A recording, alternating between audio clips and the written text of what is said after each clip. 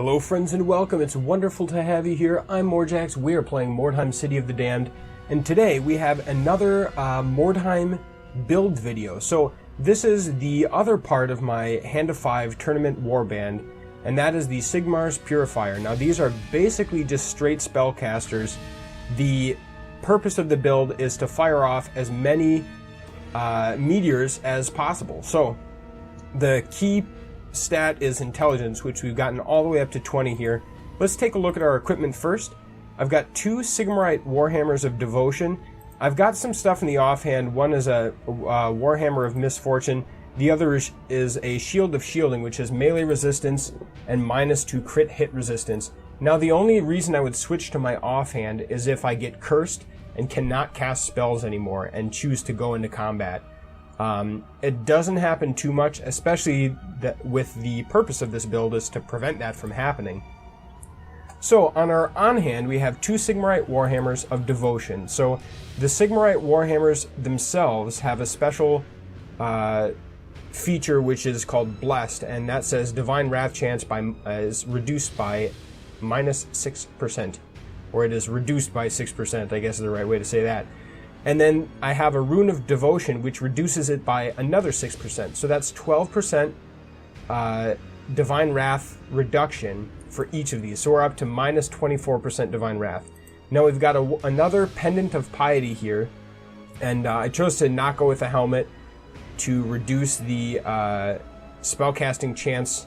Well, if you wear a helmet, it hurts your spellcasting chance. So I went with a Pendant, and I put a Divine Wrath. a Rune of Piety on there, which reduces the Divine Wrath by another 10%. So we are to -34% Divine Wrath. And then for the armor, I chose just Armor of Intelligence. Basically, Intelligence gives you 3% spell damage for each point.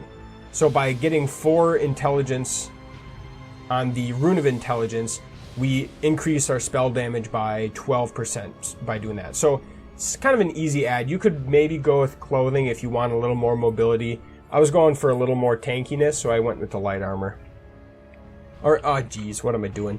Let's go to the skills here. Introspection, rather, is the only active skill, and it allows you to trade blue pills for more red pills. So if you look in the top left, our offense points are 9.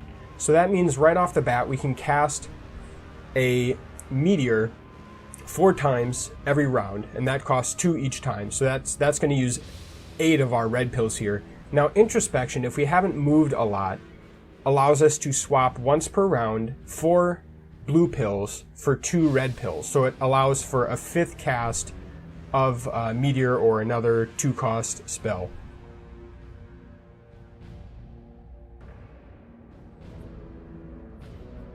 Now I should mention, with each cast of meteor or any spell, the chances for Divine Wrath goes up by 15%. It used to be 10%, but now with Early Access Phase 8, it has been increased to 15%. So you are running a little bit of a risk on that 4th and 5th cast. I guess it's up to you whether it feels worth it to throw the dice or not. Let's look at our passive skills here. First is Unsettling Charge. This is what they come with. Whatever, I'm not using it. Okay, fine. After a successful charge, target's parry or dodge stance is broken. So if you're able to charge, it'll break their stance. I guess, if you get cursed and can't cast spells, maybe that's useful, ? But here we're getting onto the real meat and potatoes here on the passive skills. First one is a Mastered Improved Prayer. Now this reduces the chance of enemies to resist your spells by 15%. So it nerfs their magic reduction, which, they may or may not have that.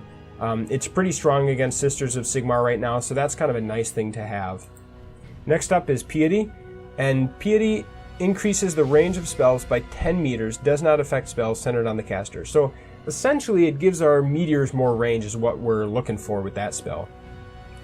Next up is Devotion. This reduces the chance to trigger Divine Wrath by 15%. So I said before we were up to 34%, so another 15 is, math in my head, I should have done this beforehand. 34, 44, 49% reduction. So we start off negative, and we can cast the first 2 or 3 meteors without any repercussions whatsoever. You just go nuts, it's great. And then the last one is Divine Aegis, and this is a specialty skill for the Sisters of Sigmar. You could probably put something else in this slot if you wanted to, but it increases your range resistance by 15. The Sisters don't have another ranged option besides meteor, and so this kind of just helps take the edge off that weakness. And let's look at our spells here. We of course have mastered Comet of Sigmar. We have Sigmar's Second Wind and Sinful Speech. Now, Sinful Speech I ran on all 3 of my casters, which was 2 Sigmar's Purifier and my leader. Reason being, if there's an enemy caster, I want to shut them down as fast as I can. So I had that going. Now, Sigmar's Second Wind I ran on 1 of these. And let's look at the other one here. The other one has Healing Circle. So that middle slot is kind of at your discretion. You can basically pick and choose whatever you'd really like. But I would really recommend Sinful Speech to shut down enemy casters, and Comet of Sigmar to basically, this is the Sister's range, so this does a certain amount of damage and it ignores armor reduction, which is really quite nice.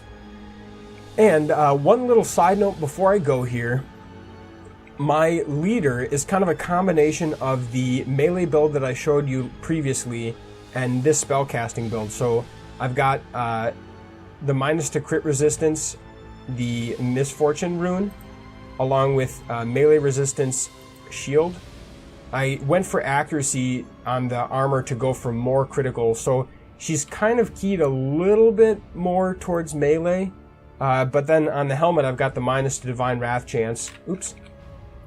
And then on the spells, of course, I've got Sinful Speech and Comet of Sigmar, and then I had Sigmar's Might on here as well. One thing that is nice about the leader, just as a real quick side note, she has Divine Fervor, and this is getting a little off topic, but it says, after successfully casting a spell, the cost of the next melee attack or charge is reduced by 1 offense point.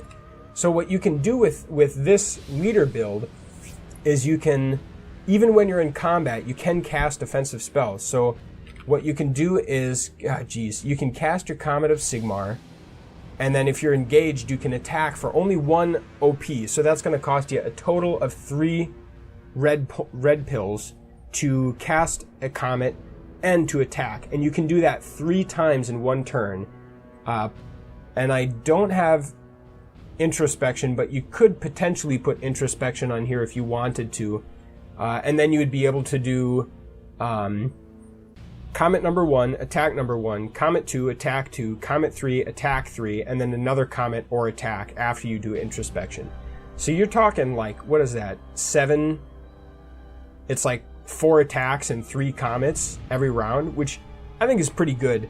Like I said, my build ended up not doing so good. I got glass cannoned right in the face by a Tonka tank. But I like this build pretty well. It has worked pretty well. It's really satisfying to me to get the criticals. So I hope you had some help from these videos. Let me know if you've got any other ideas or skill suggestions or questions or whatever, and I'd be happy to answer. And hope you enjoyed. Do tune in next time for more Mordheim build videos.